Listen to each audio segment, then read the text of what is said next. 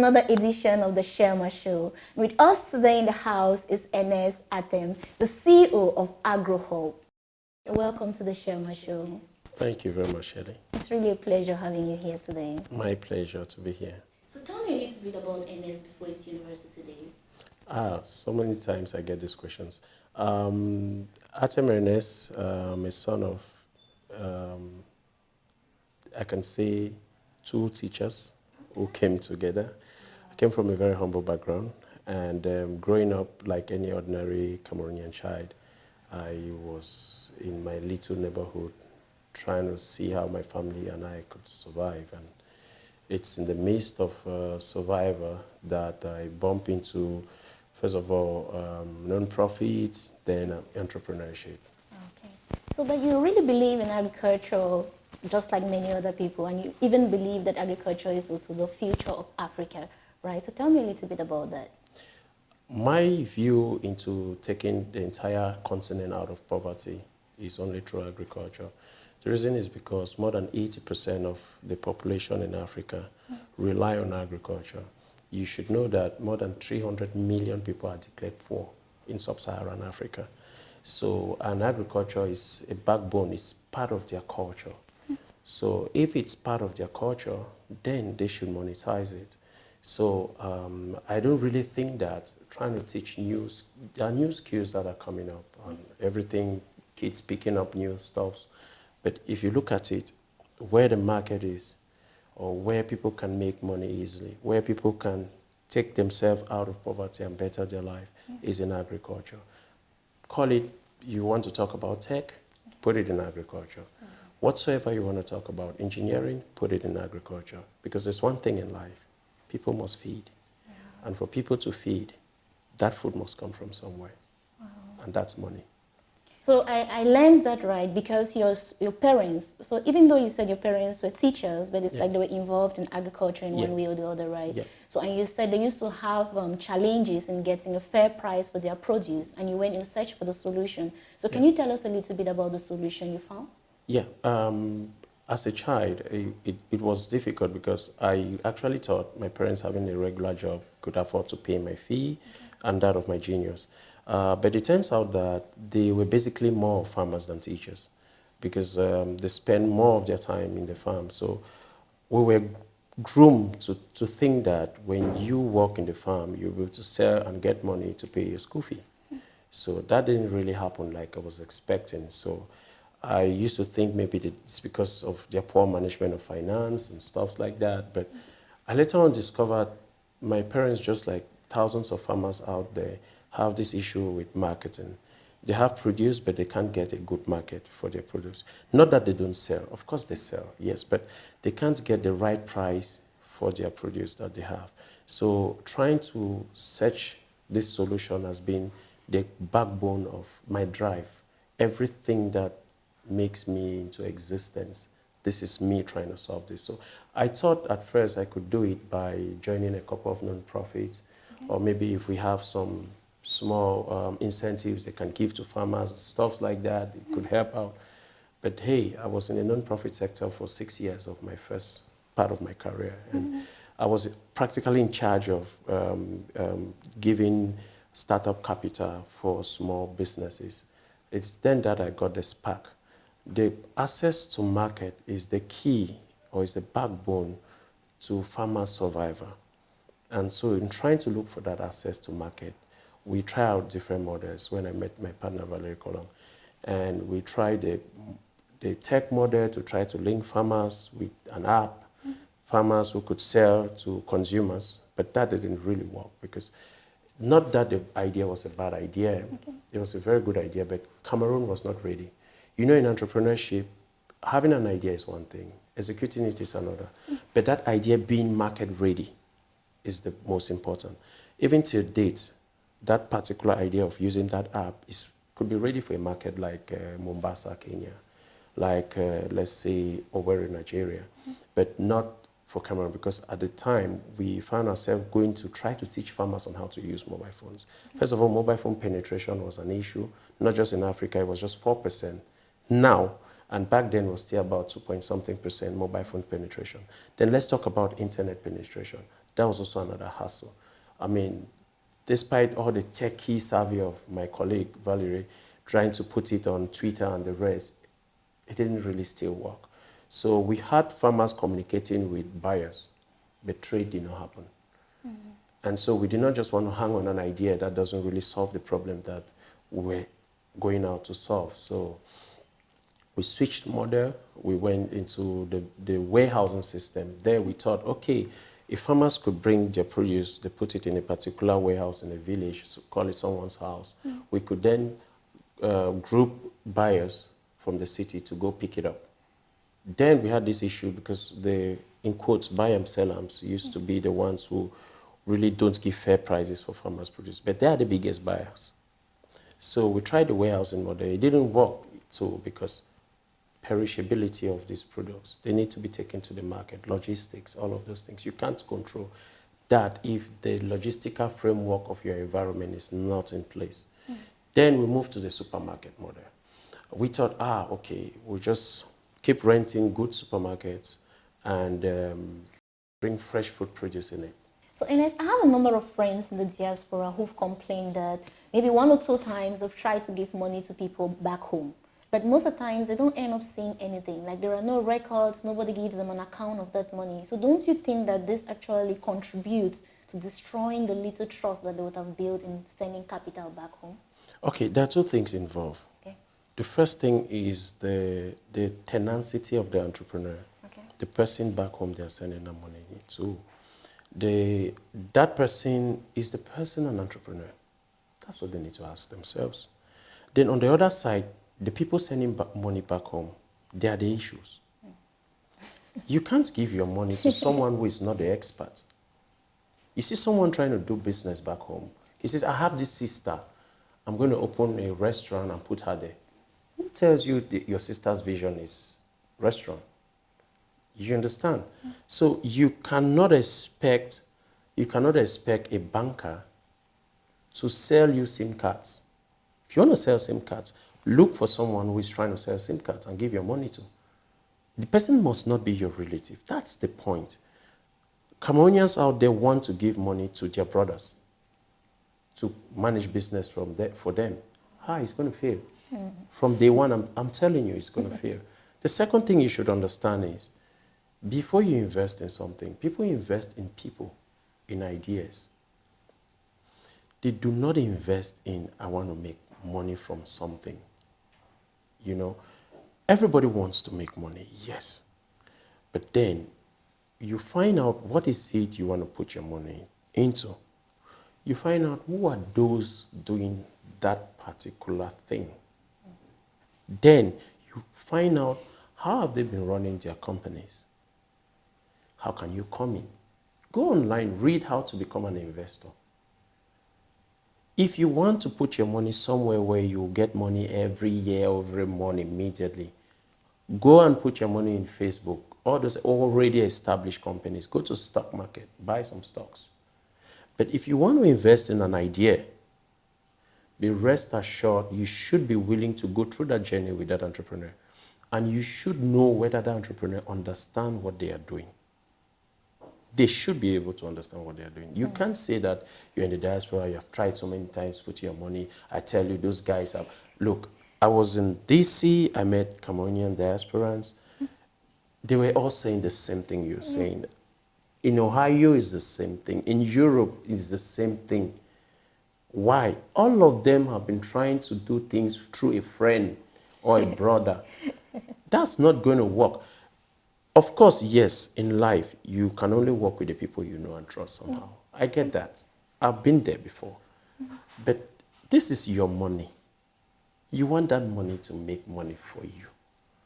You know? I can sit now in Cameroon and buy a property in Nigeria. I don't need to know the person buying that property for me. So that's where there's that disconnect. So they should stop telling us we are trying to invest. Okay, we went and saw one person that's doing well. The person was not my brother. Okay, I was trying to put money in his place, but the person ate all the money. Did you check whether he has an accountant, whether he has a team in place? The entrepreneur should have a team in place. It's a team that drives the idea. It's not one single individual who has that idea. Wow. I get it. Check his books. Check whether he's registered. Check whether he has been able to bank with any bank for some years. If he has taken loans, did he pay back those loans? Anybody who took a loan and pays back from a business is good in business. If you take a loan to start a business, you might just fail, or you will fail. But if you take a loan to put in a business that you have been in for long, you just want to grow that business, you should take a loan. And if you take that loan and pay it back, it means that you have the propensity to grow any business. And that's what an investor should be looking at. What big idea is going to make my 1 million today into 1 billion tomorrow? I really want to hear more about this because this discussion is really getting very interesting. Yeah. But before we get into that, let's go for a quick break, okay? So after the break, we'll still be here with ngos Atem, the CEO of Agro Hub. Thank you.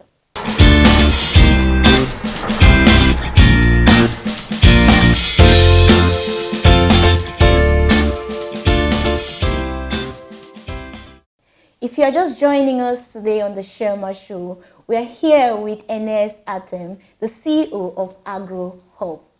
So ngos, before the break, we're actually looking at the issues that investors face in investing home, right? Yeah. But now you made us to understand the things that they are doing wrong. So what about the locals? What about those that are back home trying to get this money? What are some of the things that they're doing that discourage investors to invest in them? First and foremost, entrepreneurs back home have one tendency. Okay. I've been there before, that excitement of starting. Everybody wants to at least do business or do whatsoever they want. Entrepreneurs want to succeed in their ideas. But they have so many ideas within the idea.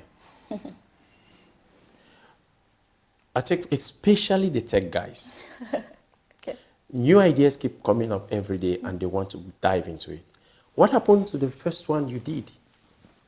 You know, consistency. And within 5 years, they keep swapping. Okay, hey, there's this small award here. They won this small award of $3,000, $5,000 here. Oh, wow, that's good. Come after 2 years, it's another business idea they have. And they're talking about it. So tell me, who is going to give you their money in that condition? You know, when you're talking, right, I remembered one time, I also used to be like that. It's kind of like when I talk to my mentor, I always just bring up a new idea. There was one time that the guy basically called me and put me in the room and said, today you're going to decide on 2 businesses that you concentrate on. So I really love that. Yeah, so that is one thing. Yeah. They don't focus on the idea and see it work. So it means that in the first place, maybe they didn't believe in that idea. Why? Because they stayed for too long, money was not forthcoming. Then they are thinking of another thing. Yes, they need to survive. Every entrepreneur needs to have what I call a side hustle. If you start up a business or an idea and you don't have people putting money into you, have a side hustle. Do any other job and use that money to put on your business. But anyways, talking about problem you want to solve, right? Let's go now to Agro Hub. So what problem are you guys really trying to solve? I know you guys are into agriculture, which apparently it's food or something, but is there something beside feeding people? The only thing we are trying to do at Agro Hub is access to market. Access to market, okay. So because farmers lack access to market, so we now, although we've switched it now to Agro Hubs because we are trying to make hubs across the board, but our point is anything we do has to do with access to market. We started from marketing. We couldn't get the farmers to sell. We discovered the problems why they couldn't sell. When we were running the supermarket, we discovered that people come and they don't like the way products look. Okay.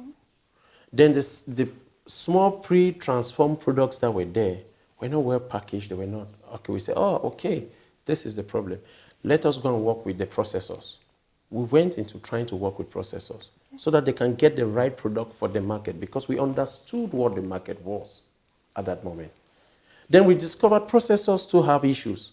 They don't have the raw materials as it's supposed to be. We went back to the farmers. Okay, we will try to solve the agricultural problems they have so that they have the right kind of product. For processors to have the right kind of product to process. And then for the market to get the right kind of product. And as you know, one challenge I've seen in the past, like one stuff that keeps popping up. So I see some people actually get into this business of trying to get a fair price, right, for the farmers. But at the end of the day, they end up taking all the money and leaving the farmer in the same position. So what do you think you guys are doing differently in this Because aspect? everybody that has tried to do it has tried to sell it by themselves. Oh, okay. They've tried to sell produce for farmers by themselves. There's nothing different with them and the people we call buy and sellers. Because there is just no way you can collect products for, say, let's say you buy a bunch of plantain at 2,000. You go and sell it at 2,000 because you're trying to whatsoever. Everybody is a businessman. So you try to push that farmer. If you know the market price is 2,000, you go and push that farmer to sell it at 1,000. And he's not getting the fair price because you are trying to make your own profit. So do you then leave the business because you shouldn't make profit? No, you are not an NGO. You're a business. So what we did was let these farmers be able to sell by themselves and we make money in the middle. So if you're able to sell to the person that is buying directly from you and then we charge you a commission from doing that, then that's a fair price. Or our processing model. If you're able to sell your products directly into our processing units, then you don't control the price at the finish because we have added value. Yeah. You didn't add value. We did.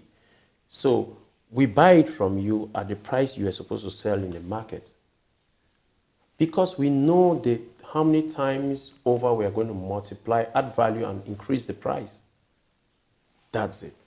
Okay. So now talking about the farmers, right, there's this concept that is coming up like gradually where buyers are becoming so interested in knowing where the products are and how the farmer is being treated. How is that going in Cameroon today? Like traceability, to be able to trace where the products are coming from. Traceability is a concept which came about because of the fact that people feel bad when they buy product which is produced from somewhere where the people were treated as laborers, whatever. Even in the cocoa sector, there's some form of certification to make sure that you didn't use children in the farm. Why? Because they are conscience-driven buyers. Now, in the case of Cameroon, there's little or nothing that has been done when it comes to traceability. I know for some reason, somehow there is Bureau Veritas that works with Terca Cocoa to be able to find out from the farmers where cocoa is from. Not just where it's from, what has been done to that cocoa before it gets to where it's getting. So they're able to certify. And so Bureau Veritas pay big companies to pay farmers, and it comes in as bonus. But now, for small businesses trying to work with farmers, they basically do not have that form of traceability. For us, we are able to say, okay, this this gari is from Muyoka, made by farmers in Muyoka. So when we are able to tell farmers that, farmers tend to see our product, because there was a time we were selling gari to boarding schools. They tend to see products from us as direct from the farmers, it's cheaper, it comes in better on the rest. So just the name gave the certification, but that didn't really stand as the certification per se, you understand? So very little is being done when it comes to that. They are first of all fighting with raising capital to raise businesses. The main problem with Cameroon is the ease to do business. That's the only problem Cameroon has. I mean, in London, people pay taxes more than us. So it's not the tax system. I spend 2 days, sometimes 3 days to pay my tax. And I have to have an accountant going there all the time. Wasting precious time. But then as we have all these NGOs around, what do you think they're missing out when it comes to helping smallholder farmers? Smallholder farmers with NGOs, I've been there before. I work with FFI, I work with Aerodev, I work with Kong Hilltop. I work with other NGOs around on their projects when it comes to farmers. There are 2 things NGOs do. I remember back then my boss and mentor used to say, in this NGO business, and I'm like, wait a minute. Did you just say in this NGO business? Yes, in the NGO business. Oh my God. NGOs need to collect money from donors. Yeah. And they need to give this money to farmers. This is what happened. What is collected from donors could be, say, $5,000 to give to farmers. Donors will make noise. Wow, we gave $5,000 to farmers. But what will actually get to farmers will be like $300. You can't blame the NGOs. They have staffs to pay. Yes, of course. By the time that donor is sending that $5,000, maybe $30 has been chopped off transfer charges, right? Now, I signed $5,000 as an NGO owner. I now get $4,970. From that $4,970, my bank also give me their own, maybe administrative, whatsoever, transfer, whatever. It also chops out. Okay, now it comes into my office. There's administrative costs. The staff who is supposed to go do that job has a salary and is cut from that money. The fuel he's supposed to put in the car he's supposed to drive there comes from that money. You need to charge your fuel. You need to charge your feeding for that staff. You need to charge every other thing. The logistics that is involved in taking that $5,000 from the donor to the farmer is quite high. So, but what do you think we can do to improve on this? No, I think anybody trying to help farmers should not focus on incentive, but should focus on training, building the capacity of farmers to be entrepreneurs. Okay. If you spend all your money to train farmers, say 100 farmers, to become entrepreneurs in their mindset, then you have done what $100,000 cannot do. Why? If you give farmer $100,000 to put in his farm, smallholder farmer, let me use that word, smallholder farmer, because there are farmers who already think like entrepreneurs. Already established, right? Those ones are already established. Yeah. Those are not the problem. Yeah. I believe when you say farmers in your case, you meant smallholder farmers. Exactly, those ones are struggling. That's right. So you are trying to change their mindset to become those other ones that are making money. Exactly. So if you spend all your time and money just trying to change their mindset, then they are going to get the capital on their own. Because an entrepreneur has to look for money to do the job. An entrepreneur is supposed to solve all the problems he needs to solve to be able to get his business up. Wow. So if you train me to think like an entrepreneur, then if I'm a cocoa farmer, when I sell, I should be able to keep money to reinvest. I will not wait for those cocoa buyers to give me money on loan again. That's the point. Thank you. So Ernest is still in the house with us. After the break, more with him. Thank you.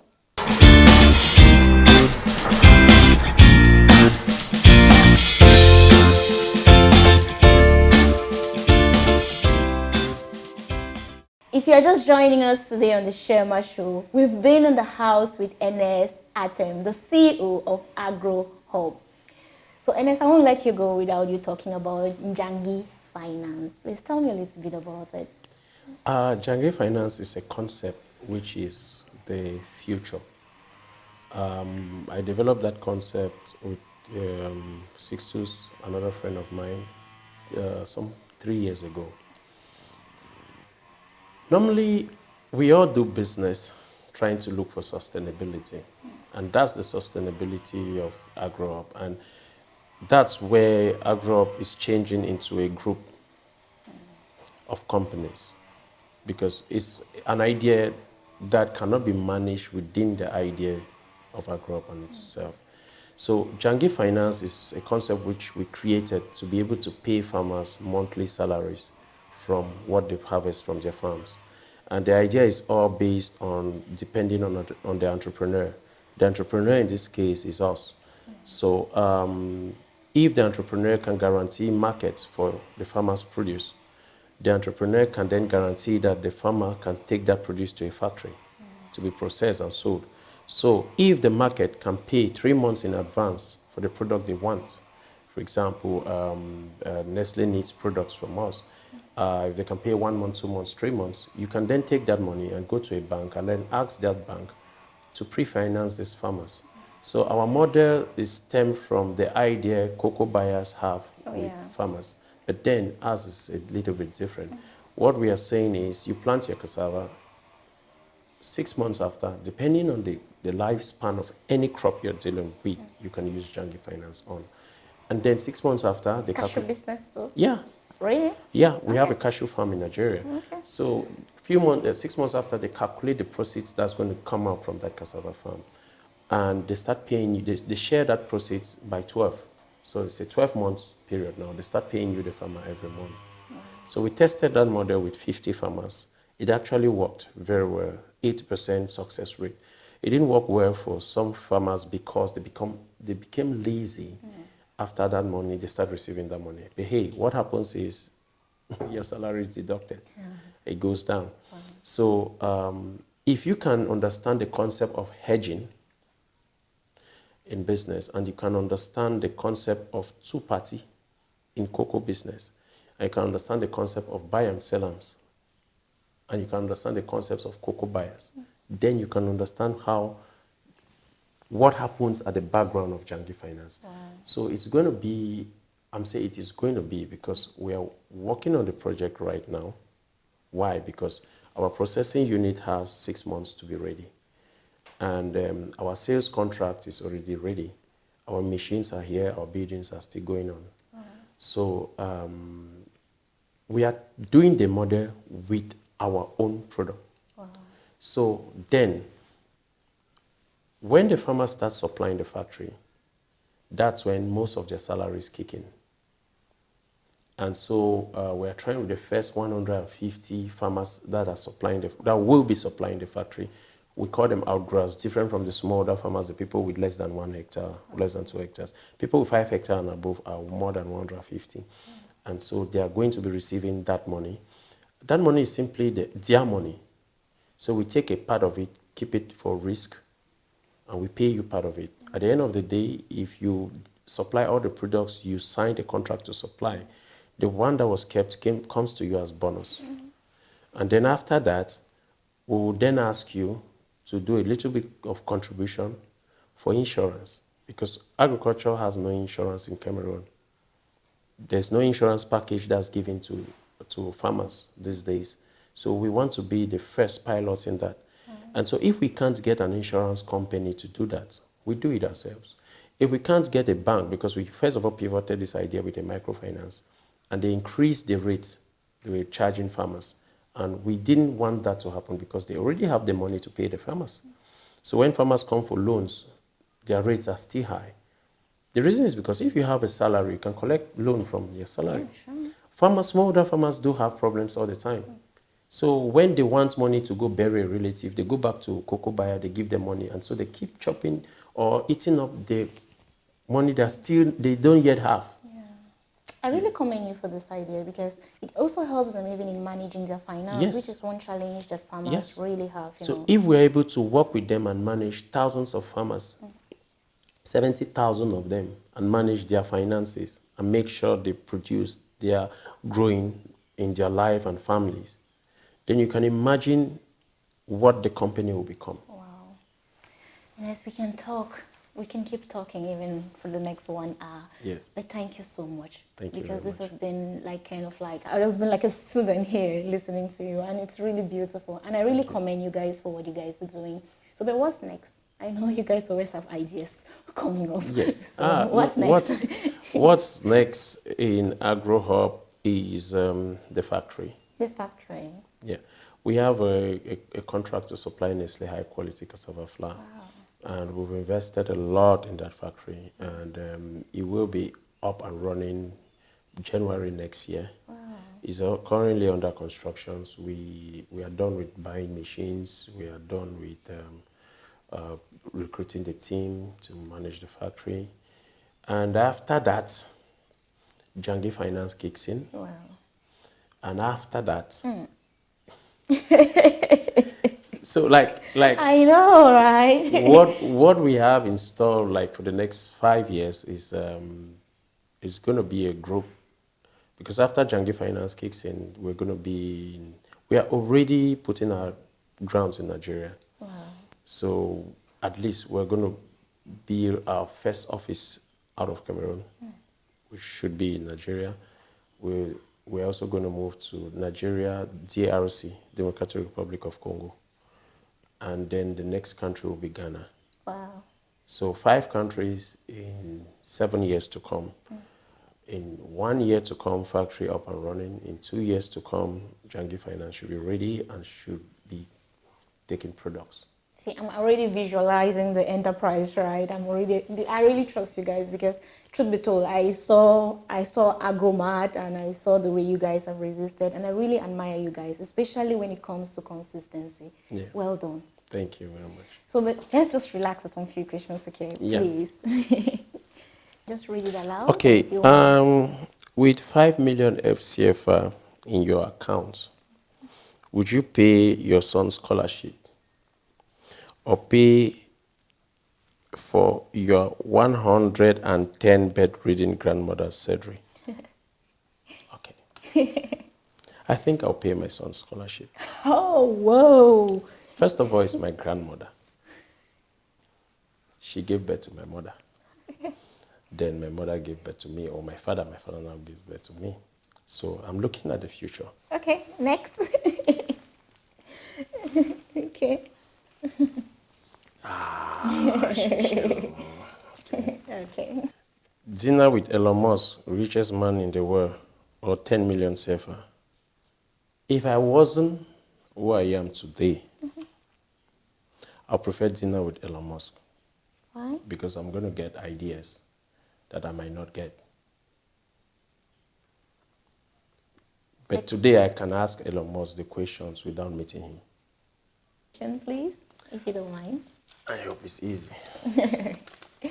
Can you share your password with your partner? Why or why not? Okay, password of what? Phone? Yeah, phone, maybe WhatsApp, Facebook. Okay. Email. This is a good topic. I can share, first of all, it's not necessary to share passwords with your partner. Not just not necessary, it's not obligatory. Yeah. Okay. But I would do it. Okay. Are you doing it? Yes. Okay. I would do it. The reason I would do it, I'll do it anytime, any day. Password to my work email, I might not. Okay. I will not I might not, because business has its own. I prefer to tell my partner this what's up in business, but I will not want my partner sniffing into emails sent by I will not want her to sniff into emails sent by business partners. No, because she's going to affect decisions I want to take. And I met her only after my business. So, Ines, before you go, please, can you leave your contact, or how can people get to you? Maybe if they're interested in partnering, they're interested in some form of education around agriculture, something. Even for mentorship, you know. Okay, my Facebook is Ernest Atem. Okay.